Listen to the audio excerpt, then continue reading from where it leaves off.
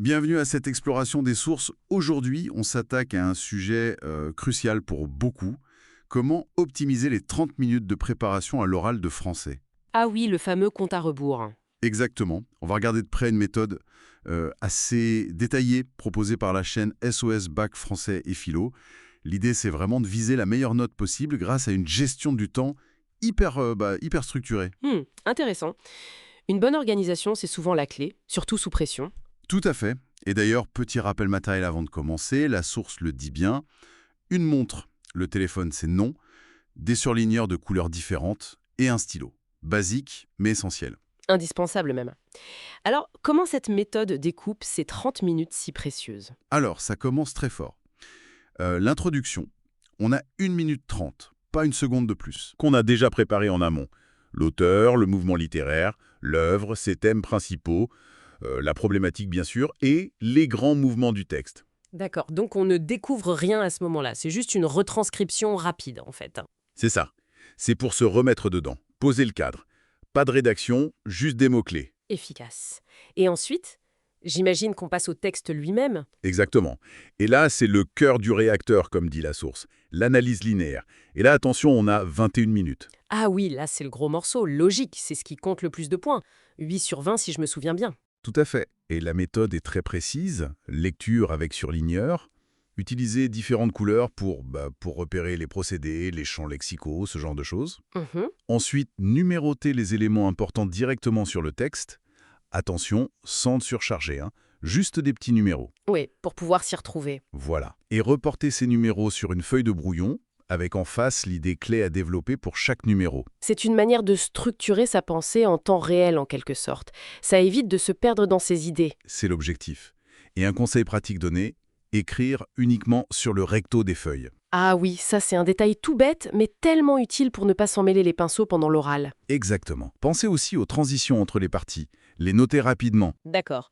Donc 21 minutes pour lire, analyser, structurer. C'est dense. Très dense. Après ça, on passe à la conclusion. Là encore, rapidité. Notez juste les idées principales qui répondent à la problématique. Donc on synthétise l'analyse. C'est ça. Et l'ouverture, c'est dit, c'est optionnel. Seulement si elle est vraiment pertinente et qu'on a une idée rapide. Pas de fioritures inutiles, on va à l'essentiel. Voilà. Ensuite, point crucial, souvent un peu oublié ou redouté, la question de grammaire. Ah, la grammaire, combien de temps pour ça? 2 minutes. Maximum. 2 minutes? C'est un sprint. Carrément. La méthode dit noter la phrase ou le passage concerné.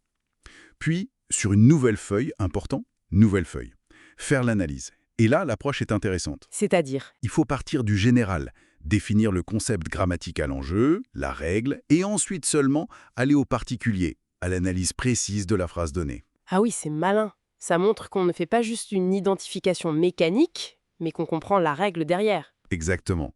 Et la source insiste lourdement. Ne l'oubliez pas, en majuscule. Donc c'est vraiment un point d'attention. Compris, c'est noté. Et après ces 2 minutes intenses, Il reste normalement 5 minutes. Et là, on prépare l'entretien.